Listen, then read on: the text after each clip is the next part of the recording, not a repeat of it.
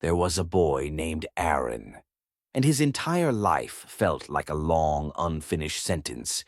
He wasn't the kind of boy people wrote poems about. He wasn't loud or dramatic or tragically broken. He simply existed, quietly, softly.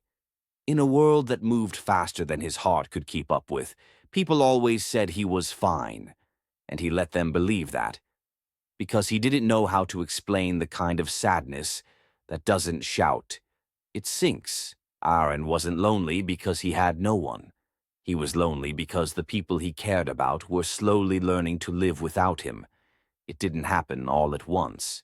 It happened in the small spaces between conversations that ended too soon, and friendships that faded without reason, and nights when he typed long messages only to delete them before sending. He thought maybe the world didn't need his voice. Maybe he wasn't meant to be heard. Maybe he wasn't important enough to be missed. He spent most days walking alone, to school, to the store, to anywhere his feet wanted to go. Walking helped silence the thoughts that kept returning like echoes in an empty room. One cold evening, he sat at a bus stop long after the bus had left. His hands were buried inside his jacket pocket. His breath rose in small white clouds. His heart felt heavier than it had in years. That's when an elderly man sat beside him, gently, slowly, the way someone sits when the weight of memories is heavier than age. The man didn't look at Aaron at first. He just rubbed his cold hands together and whispered, "The nights get colder when the heart gets tired." Aaron didn't reply, but the old man wasn't waiting for words. "You look like someone," the man said softly, "who has forgotten what it feels like to be held by hope." Aaron swallowed. Something in his chest tightened. "How did you know?" he finally asked. The man smiled sadly. "Because I used to live in that silence too." Aaron didn't know what to say, but the man continued, voice steady and warm. "People think loneliness comes from being alone, but the deepest loneliness comes from being misunderstood even when people are beside you." A wind blew through the empty street. Aaron watched the lights flicker in the distance.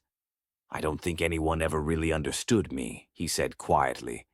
The old man turned toward him for the first time. His eyes were gentle, full of stories no one had heard. "Son," he said, "you are not supposed to fit into everyone's understanding.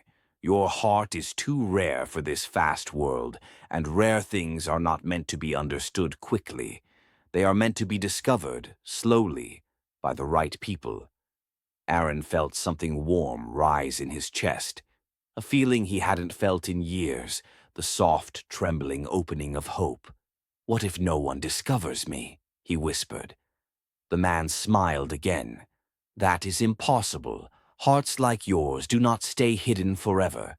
They are found, just not always at the time we expect." Aaron looked down at his hands. They were shaking, but not from the cold anymore. He felt the truth in the man's words settling inside him like a quiet sunrise. The man leaned back, breathing deeply. "You know," he said, "the strongest people in this world are not the ones who never break. The strongest are the ones who carry their broken pieces and still choose to walk." Aaron blinked back tears. He hadn't cried in a long time. Not because he was strong, but because he felt numb. Tonight, he felt alive again.